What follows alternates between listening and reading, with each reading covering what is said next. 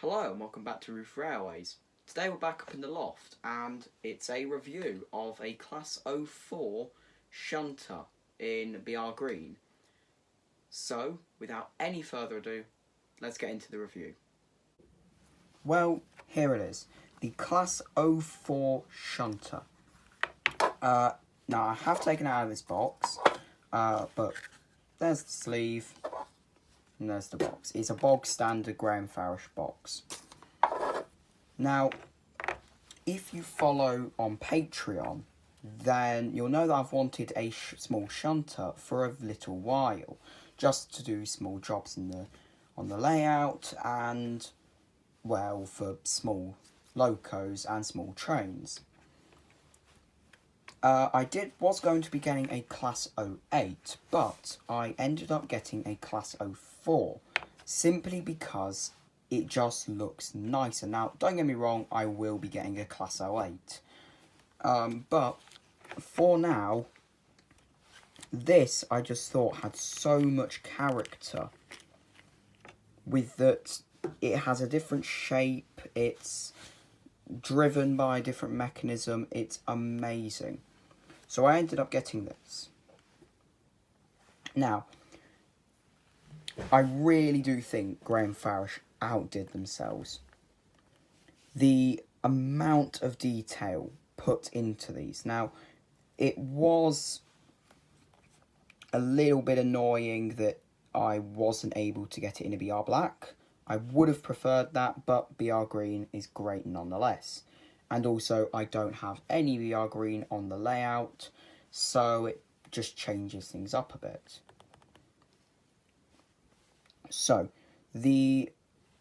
starting on the side, this is amazing. The cab does not have any detail, but on N-gauge, well, that's what you expect. Even some open cabs do not have interior detail, simply because it is so small.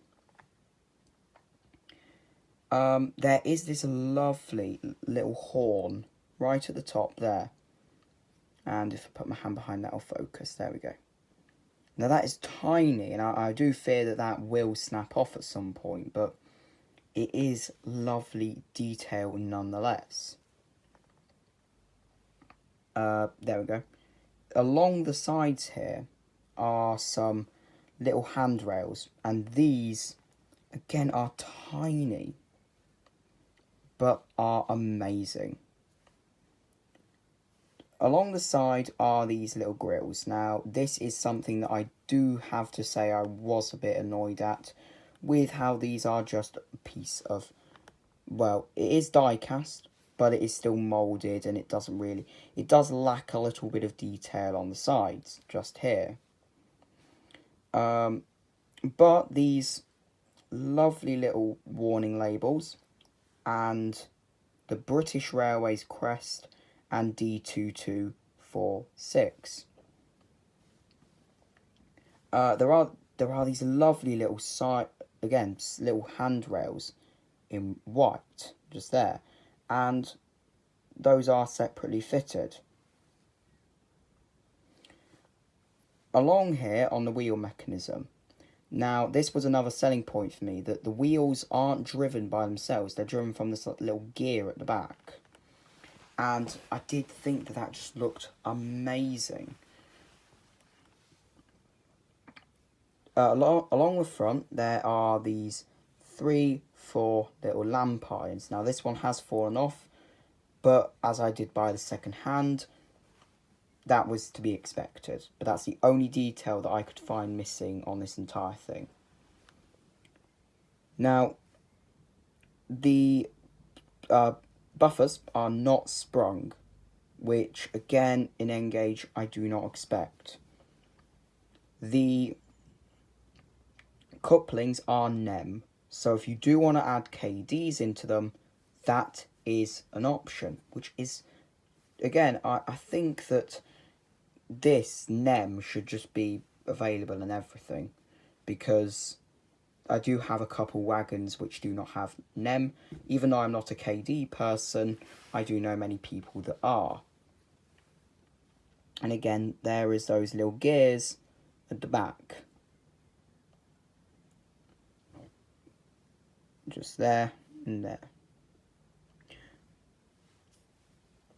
Along the back, there are these little wasp stripes. Now, these look amazing. The wasp stripes and the red.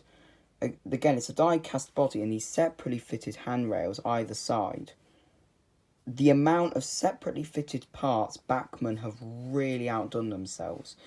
And I'm surprised that this model hasn't sold, because I did look at the numbers and it's not sold as many as I thought it would have. But again, 4 lamp irons and 2 on-spring buffers, but a NEM. Now, I have added on to it the vacuums. That's it.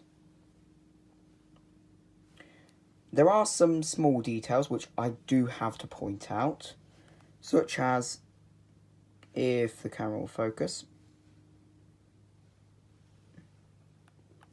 the little rivets around the funnel. There. Now, I do think that those just look lovely. So, an unnecessary detail, but necessary to me because it just looks amazing. Now, again, going with rivets, this really is the only plastic, apart from some other parts, this roof is the only plastic bit. Apart from that, it's all metal. And as a plane goes over,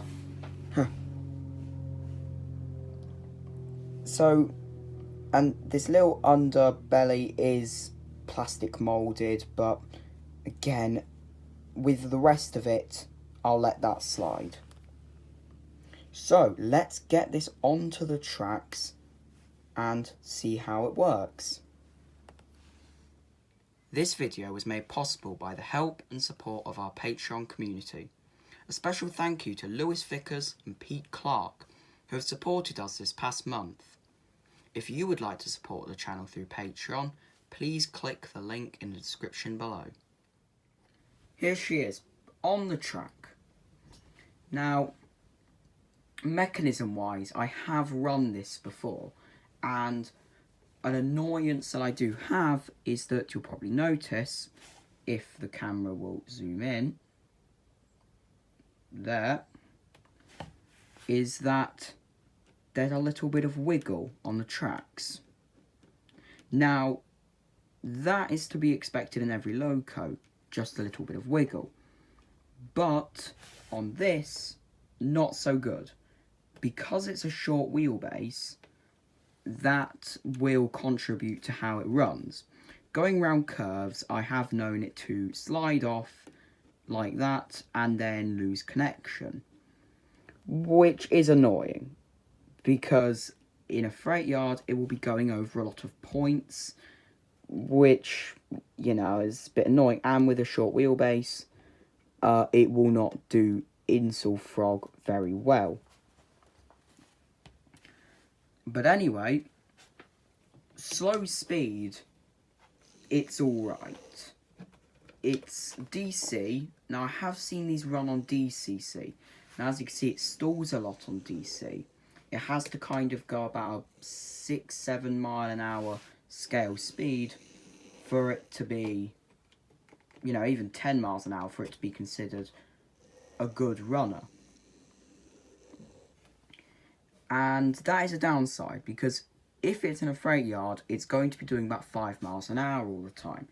And if it can't handle that on brand new track, then this is brand new, not dirty track. So, but in DCC, I have seen these to run very, very well.